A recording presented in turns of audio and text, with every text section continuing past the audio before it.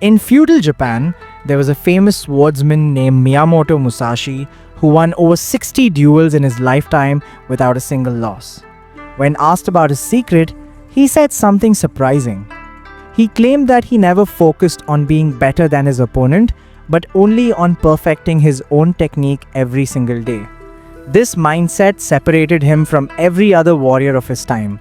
The samurai developed a specific approach to mastery that worked for the sword, but also worked for tea ceremony, calligraphy, archery, and every other skill they pursued.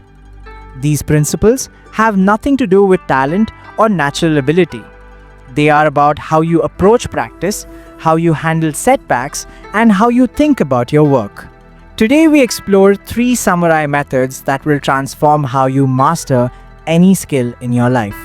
The samurai had a concept called Kihon, which means basic techniques or fundamental movements.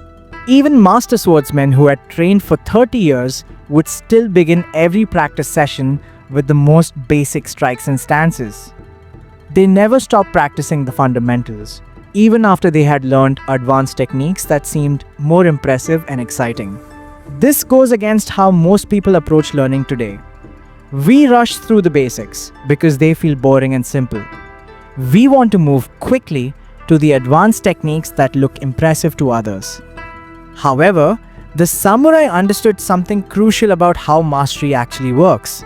Excellence in anything is not about knowing 1,000 different techniques. It is about knowing 10 fundamental techniques so deeply that you can apply them perfectly in 1,000 different situations. Think about the skill you're trying to develop right now. Can you perform the most basic elements of that skill perfectly every single time without thinking? If you cannot, then you have not truly mastered the fundamentals yet. The samurai way teaches us to return to basics constantly. Practice the simple things until they become so natural that you could do them perfectly even if someone woke you up in the middle of the night. This foundation is what allows true excellence to develop. When a samurai finished a sword strike, he did not relax or celebrate. He maintained complete awareness of his surroundings and kept his guard up. This state of continued attention is called Zanshin, which means remaining mind or continuing awareness. The principle teaches that the action is not truly finished until you have followed through completely and returned to a ready state. Most people today have the opposite problem. We start projects with enthusiasm but lose focus before we finish them properly. We complete 90% of a task and then rush to move on to something new. We hit send on an email without reading it one more time. We submit work that is almost done but missing those final polishing touches.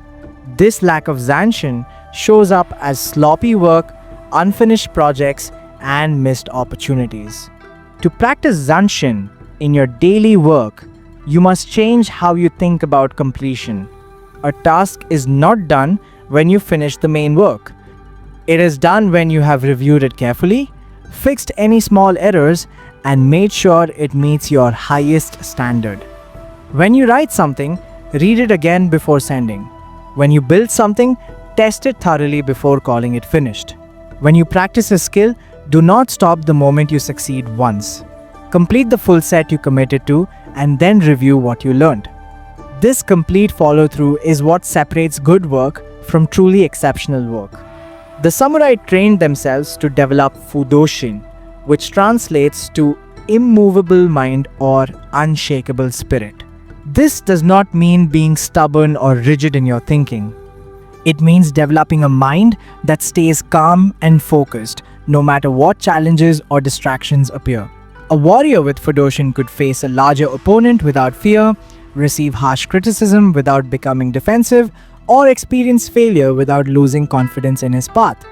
The modern world constantly tests your Fudoshin.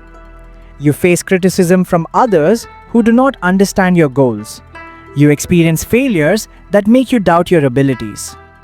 You see other people succeeding faster than you, which creates anxiety and comparison.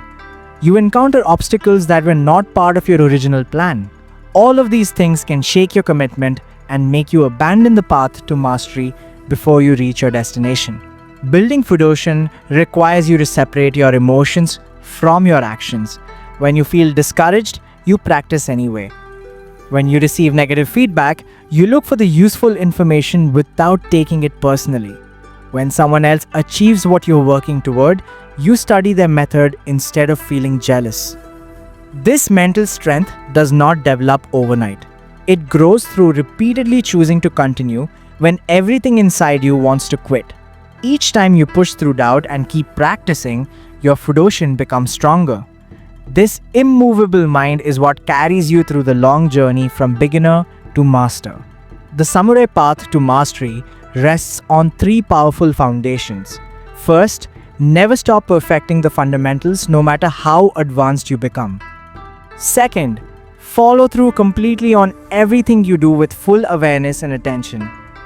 Third, develop a mind that cannot be shaken by failure, criticism, or obstacles.